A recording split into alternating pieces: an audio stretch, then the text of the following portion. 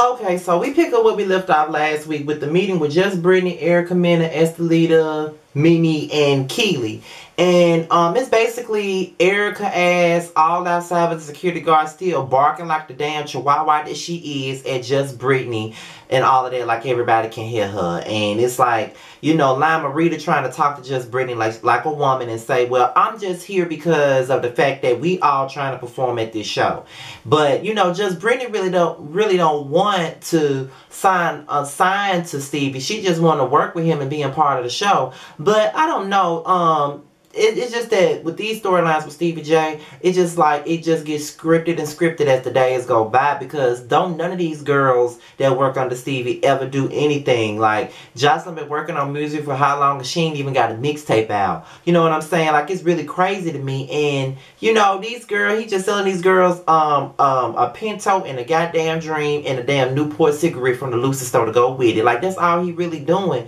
And Mimi ain't no manager, and Keely, girl, who are you? Like, shut the fuck up. You know what I'm saying? Like, it's really ridiculous. And that whole scene was annoying. And you know, the first thing motherfuckers want to do is bring up someone's motherhood every time they get into an argument with somebody. Now, I don't fuck with Erica Mena, never have, never will. But why is that the go-to for everybody on this show? Like, they love to go for people's kids all the time. And they wonder why people don't include their kids on a show like this.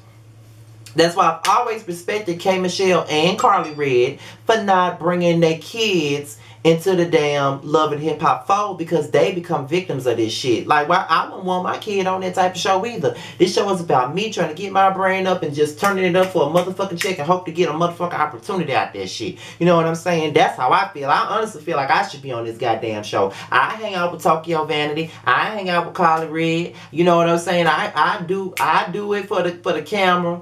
Not really do it for the camera, because, you know, people say that my personality alone is enough for reality TV, but it is what it is. But that's all I really got to say about that. So, Jock got a comedy show, and he let all the comics in Atlanta go in on his ass, because you know that young Jock has been the butt of jokes as of the last few years with these Elvis Presley ass hairdos he been doing, and it's just a mess. But you know, Jock got a great sense of humor, so he don't give a fuck about nobody talking about him, and I like that about him. He don't be giving fuck, you know, it is what it is.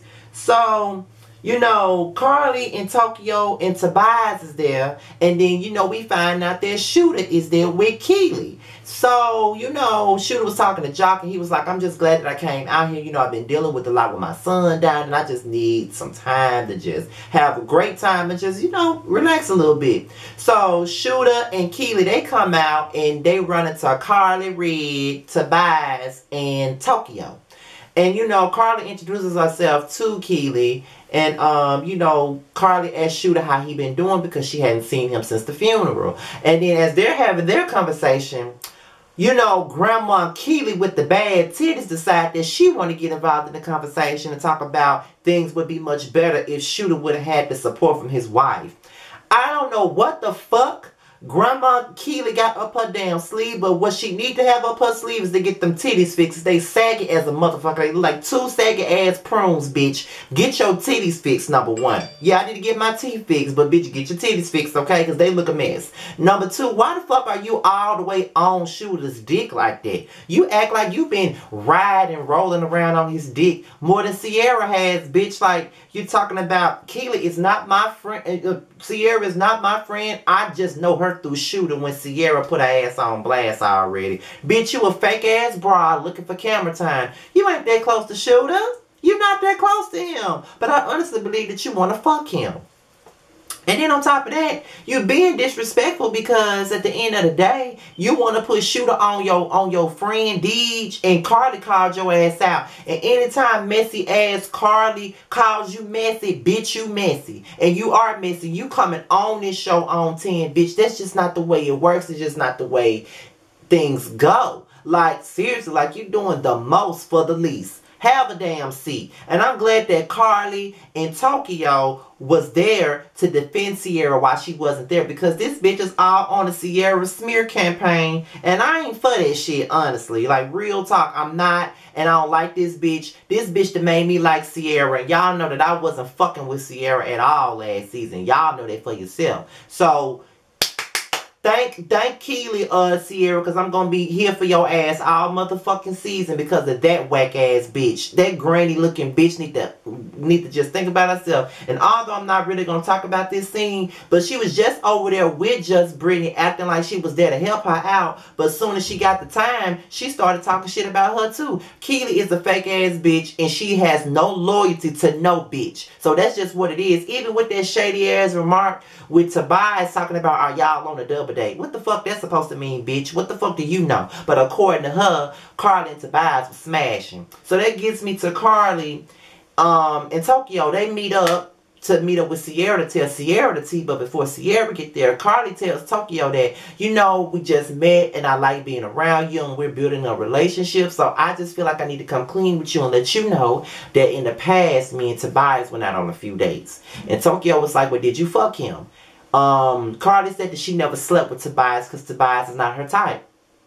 So she was like, well, I'm glad that you told me, but I'm not going to take it out on you. I'm going to take it out on his ass because that motherfucker should have been the one to tell me and he ain't been honest with me. So I'm going to talk to him about it, but I'm glad that you came to me with the shit. You know what I'm saying? And bravo, Carly, because I saw a lot of people online saying that I don't know why Carly felt the need to tell you that was in the past. But honestly, I feel like this. If I'm finna be around somebody and we got a man in common, I'm gonna let you know that at one point, me and this dude used to bang, me and this dude used to talk or whatever, just so it won't be uncomfortable. Because I feel like I'm being a fake ass bitch if I'm being around somebody and I know that I done talked to that man before in the past. If we finna be friends, then this don't need to come up, period. I'm gonna let you know we have a man in common and that's just what it is. Because I did that before. Like, I started being friends with this dude and we dated the same guy. Hell, we dated him at the same damn time at one point. We just didn't know nothing about each other. And we met and became friends, although we dated the same guy and he was engaged to the damn guy that I was dating. Hell, at the time, when I stopped fucking with the nigga, he got engaged to him. So, you know, it was just like that. So, I just feel like it's best to be upfront about shit. So, I don't know what the fuck y'all talking about online, but whatever. So, Sierra get there, and Carly and Tokyo fill her in on what the fuck Keely said. Now, Sierra said Keely is her homegirl. That's supposed to be her friend, but she out here trying to dog her out. And I don't like that. I don't like the way that Keely trying to dog her ass the fuck out. I don't know what the fuck she got against Sierra, what the fuck Sierra did to her. But child, please, you doing the absolute most at this motherfucking point. Kelsey, she tells Kirk that it was a big ass trainer at Georgia Prune's store. And, you know, she was sitting up here making jokes about how she's going to move on and how at some point she has to understand that there may be no more her and Kirk and that it might be another man in her life.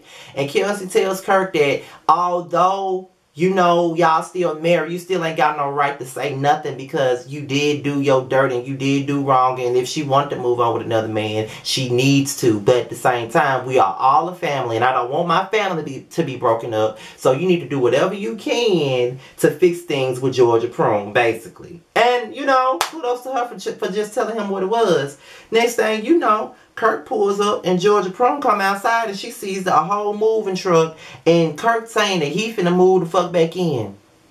Of course, Georgia Prune say she ain't finna let him back in the house, but of course she lets him move back in, talking about it's gonna be rules and regulations around this bitch. Now listen, I'm not here to judge. She's been married to this man for 18 motherfucking years, okay? That is too many years to just throw away for a bitch. But I just feel like at some point you have to teach a motherfucker a goddamn lesson. You can't make it easy for a motherfucker to come back, because the easier you make it, the more they're gonna do the same clown shit to you that you've allowed them to do. Now, I'm not saying that a motherfucker ain't gonna make a mistake a time or two. We all fuck up a time or two. That's just life. You know what I'm saying? But this man cheated on you and has fucking humiliated you several times on national TV. And at this point, he got a baby by a whole nother woman. And it's like you're making it easy for him. Not only are you making it easy for him to come back into your life, into your house, but you're making it easy for him to go out and fuck somebody else whenever he feel like it. Because he's going to feel like, okay, this bitch going to forgive me quick anyway. Might as well get a quick nut and quick my ass back home. Because if she do find out, she going to take me back. You just got to teach motherfuckers a lesson sometime. And I don't think Rashida grasping it.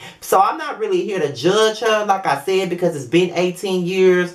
And when, you know, there's people that have been married for 30 years and they've had infidelity. So I'm not here to judge, but at the same time, bitch, have a backbone. And that's something you ain't got, bitch. But you all a prune and y'all ain't got no backbone. So it is what it is, child. So to Tokyo, she confronts Tobias about Carly Red and the tea that she said, the tea that she told her. Now Tobias denies fucking Carly. Now he said that they just went out on dates. It was nothing serious. They was just, you know, cooling it. You know what I'm saying? But Tokyo had it in her mind that, you know, if y'all done went out on dates, you done fucked that girl. But Tobias said that he ain't fuck her. And you know, Tokyo said, well, good, because I don't want to have to kill you, me, and Carly. We all gonna live happily ever after in heaven. I thought that shit was funny as hell, y'all. I like Tokyo. I feel like she should come back next season. They should make her a main cast member. I actually like Tokyo, and I like Tobias. I like them two together, honestly. They just give me something that these other bitches and the couples ain't giving me. You know what I mean? So I like them together, honestly. I like their scenes. But Tobias tells all the Keely T, tells who her fucking baby daddy is, and every goddamn thing. I forgot the nigga name, but he told all her motherfucking tea. Pillow talking like a motherfucker at the damn dinner table. I loved it. He said, and he even said that Keely messy as a motherfucker. Spill that tea, Tobias. Spill it. So Sierra confronts Shooter or whatever, and you know, she basically, you know, Shooter tries to say that she wasn't there for him. But Sierra said that she was there for him. She was at the funeral. She paid for the repast. She did all of this stuff. And she's reached out to him. But at the same time, she's with another man. So at the same time, she can't be caressing him and staying the night with him and doing all of that. So he said, oh, we definitely ain't going to stay the night. Okay, Shooter. So what do you want from Sierra? Because you're saying that she would be the last person that you would touch or sleep with. But yeah, you complaining to everybody saying that she ain't there for you. So what more do you want from her? And you sitting up here saying that Sierra is just focused on making you look bad, but you made yourself look bad when you decided to go out and fuck her assistant and pay her off to keep doing it. You did that. And then on top of that, you got this whack ass granny looking bitch sitting up here making this girl look bad when you know for a fact that she's reached out to you, she's helped you out, she's been to your funeral. That's the least she could have done, because at the end of the day, I probably would have done it with the shit that she found out. She found out you had not one but two babies on her that she never found out about. And you had to explain that motherfucking shit away. But you talking about you're not perfect either. Nobody is, motherfucker, but you're the reason why y'all are going through a fucking divorce. But yeah, you want to drag her name through the mud. She ain't dragging you. You dragging her, and you letting Keely drag her. So stop it with the fuck shit, Shooter. You know you were wrong, and just accept that shit and move the fuck on. Just because your son died don't mean that everybody got to cater to your emotional ass needs. Nobody do. You're the reason why your marriage is in the toilet, and you flushed it. Just deal with that, okay? Deal with it. Like, grow the fuck up at the end of the day. But that's my review on Love and Hip Hop Atlanta. Be sure to rate, comment, and subscribe, and all my social medias at the bottom. Thank y'all. Bye-bye.